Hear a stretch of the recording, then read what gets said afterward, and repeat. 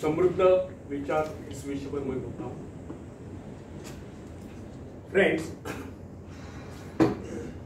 किसी व्यक्ति ने एक बार एक विद्वान से समृद्धि का रहस्य पूछा।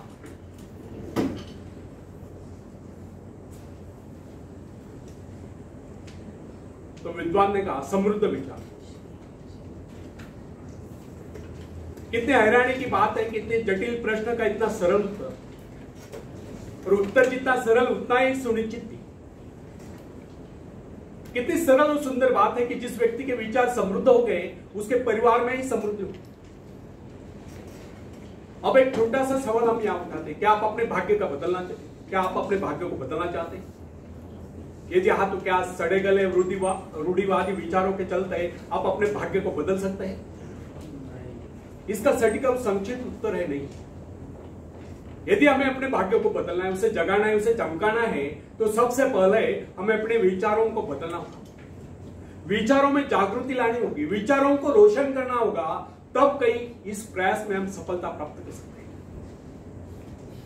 किसी भी आदर्श को क्रियात्मक रूप देने के लिए आवश्यक है कि आप उस आदर्श अथवा ध्येय को अपने व्यक्तित्व का हिस्सा बना लें। यदि आपका ध्येय अथवा आदर्श आपके साथ बना रहे तो इससे आपको प्रेरणा प्राप्त होती रहेगी।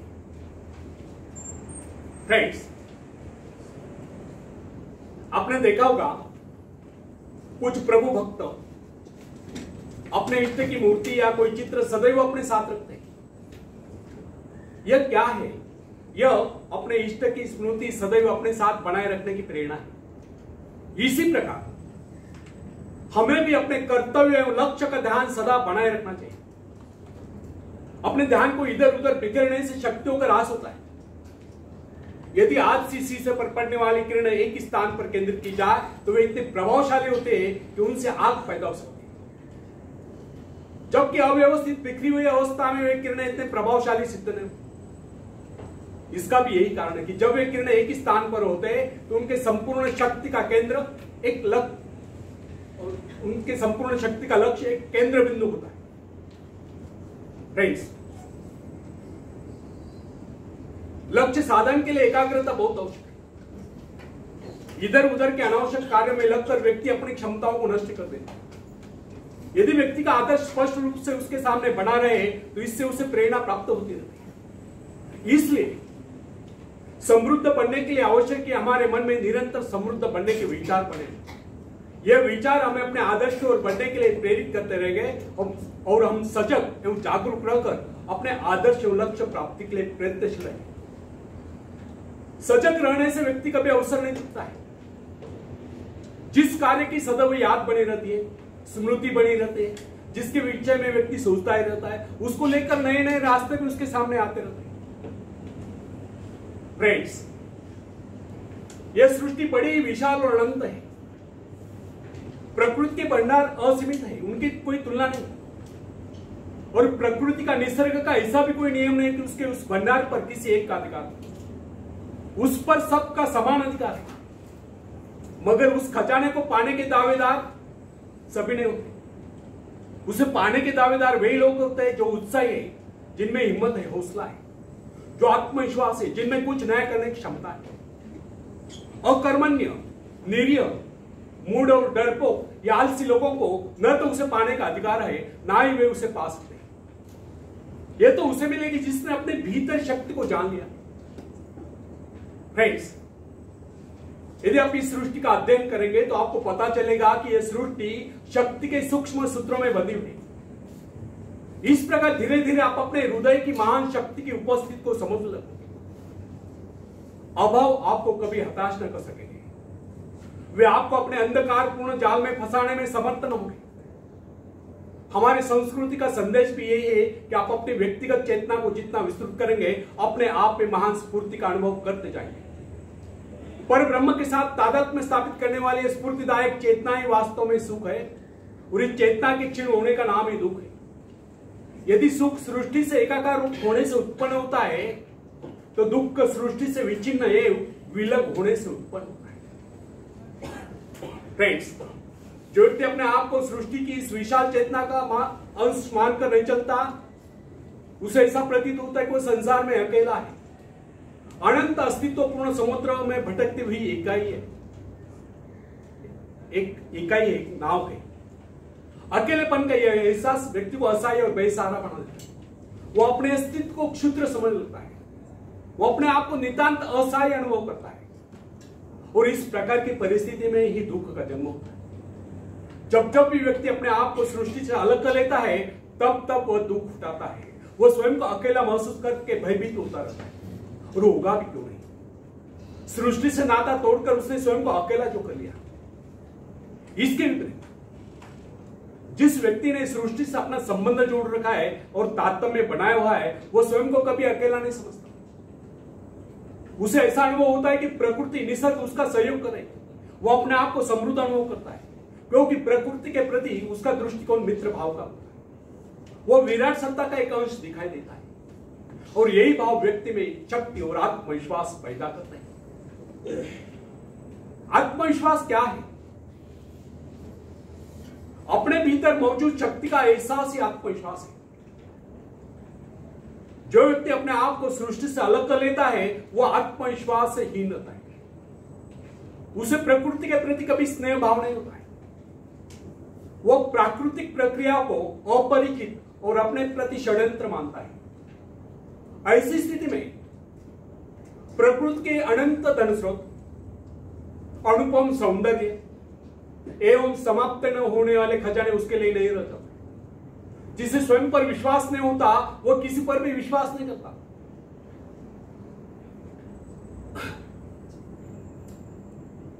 वो हर प्राणी को, हर वस्तु को संदिग्ध नजरों से देखता है। उसे ऐसा लगता है कि वो सब उसके दुश्मन है, सब उसका अहिंसा है।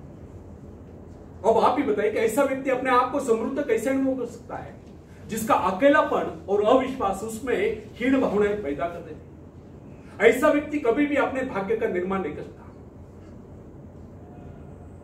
प्राय लोग ऐसे कहते सुने जाते कि संसार की रचना ही इस प्रकार हुई है कि यहाँ केवल कुछ लोग ही धनी और समृद्ध रह सकते हैं। शेष लोगों को अनिवार्य रूप से साधनहीन, निर्धन और दूसरों का मोहताज रहना। उनके विचारों में सृष्टि में सुख समृद्धि के साधन सीमित होने के कारण सभी लोग समृद्ध नहीं रह सकते। उनका यह कहना है कि यह संसार एक प्रतिद्वंदिता है, स्पर्धा है। जो उसमें सफल हो जाता है वही सुखों का उपभोग कर सकता है। शेष लोगों के भाग में दुख और कष्ट लिखे।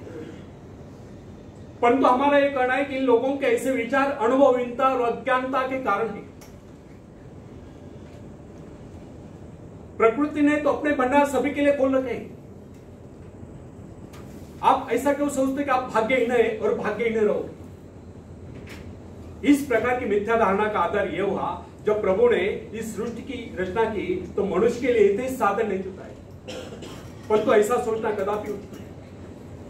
वस्तुतः प्रभु ने इस सृष्टि को अत्यंत संपन्न और सब प्रकार से पूर्ण बनाया है।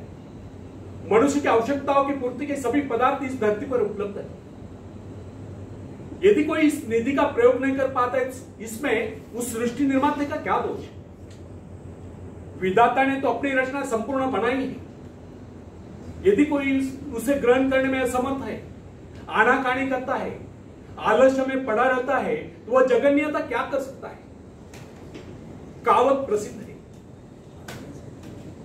आप घोड़े को पानी तक ले जा सकते हैं या पानी लाकर घोड़े के सामने रख तो सकते हैं, परंतु उसे पीने के लिए विवश नहीं कर सकते।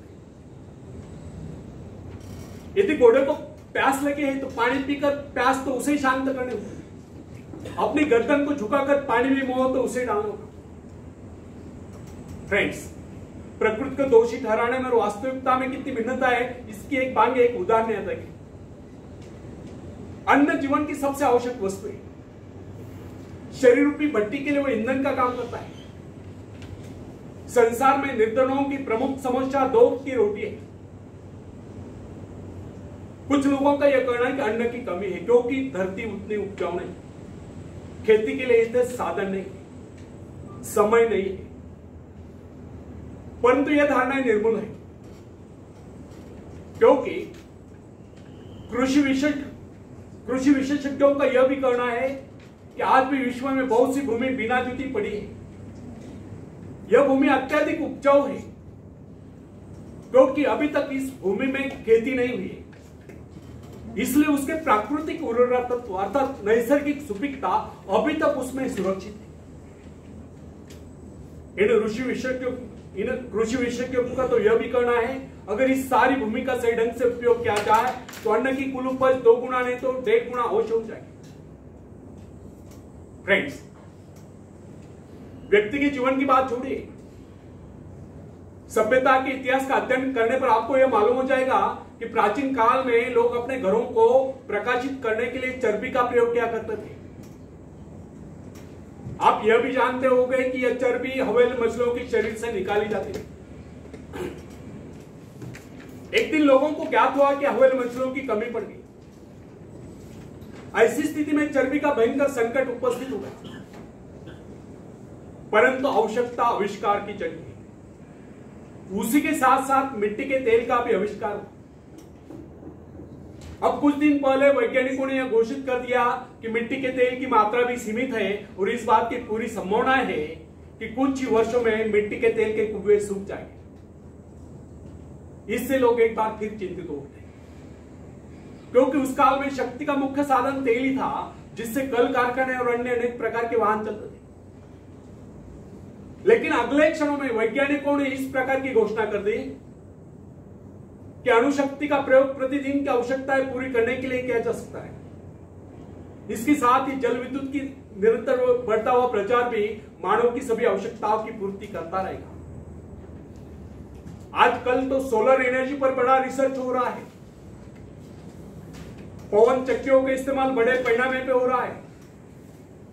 इस प्रकार प्रकृति के अक्षय भंडारों और मनुष्य की चमत्कारपूर्ण आविष्कारक प्रवृत्ति के अनेक उदाहरण इस तथ्य की पुष्टि करते हैं, यदि व्यक्ति उत्साही और स्वावलंबी हो तो उसके लिए संसार में किसी चीज की कोई कमी नहीं। खोजने पर वह सब कुछ प्राप्त कर लेता है। इसीलिए कहा गया, जिन खोजा तिन पाया। मनुष्य को प्रभु तक उसने बहुत कुछ कर लिया, बहुत कुछ पा लिया है और प्रकृति के स्रोत खाली हो गए, किंतु यह उसकी भूल है, वो भ्रम में जी रहा है। वास्तविकता तो यह है कि मनुष्य ने अभी तक विश्व के एक अंश पर ही विजय प्राप्त की। पता नहीं अभी तक पृथ्वी के गर्भ में कितने खजाने अछूते दबे पड़े। यह विशाल ब्रह्मांड, इसका अंतहीन गहरा मनुष्य के प्रतिभा के लिए भयंकर चुनौती है। फ्रेंड्स, वैज्ञानिक न्यूटन ने गणित संबंधी नियमों द्वारा इस संसार की विशालता का अनुमान लगा लेने के बाद कहा था, मैं तो अभी तक एक अथांग सागर के तट पर खड़ा हूं और किसी अबोध बालक की तरह आयु भर खाक छानने पर भी मेरे हाथ केवल कुछ सिंपियां ही लगी है। न जाने इस ब्रह्मांड सागर के धरोतले न जाने कितने करोड़ों करोड़ों माणिक मोती बिखरे हुए पड़े हैं, जिनके हमें अभी भी तलाश है। यह बात सच की संसार असीम और अपरिमित है। ब्रह्मांड में हमारी सभी इच्छा और आकांक्षाओं को पूरा करने की क्षमता है। सुख प्राप्त करने के लिए केवल इन स्रोतों का उपयोग करना उत्साह के द्वारा ही संभव हो सकता है। सोई हुई शक्तियों को जगाकर प्रकृति के इस विशाल भंडार को उपयोग करने के लिए किए गए प्रयत्न अनंत है। समृद्धि उद्योगी पुरुषों की दासी है। प्रभु ने इस सृष्टि का निर्माण व्यक्ति के आनंद प्राप्ति के लिए किया है।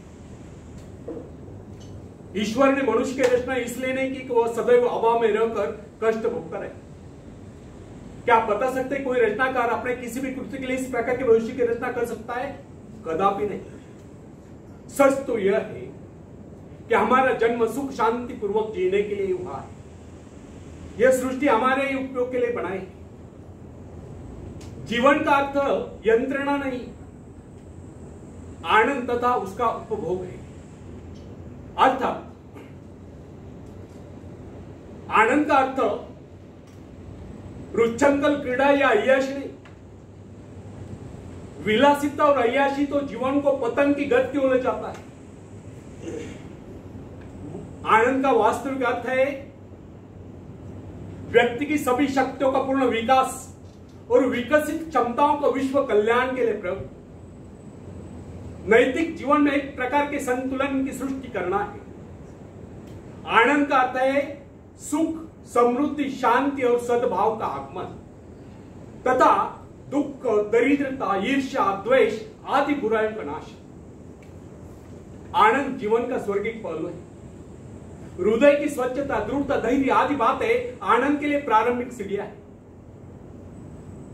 मनुष्य के जीवन में आनंद का अनुभव उस समय तक नहीं होता जब तक वो अपने मन से शंकाओं, संदेह, ईर्ष्या, द्वेष आदि बुराइयों को दूर नहीं कर देता। भय और शंका जीवन रूपी गंगा में विष खोल देते हैं।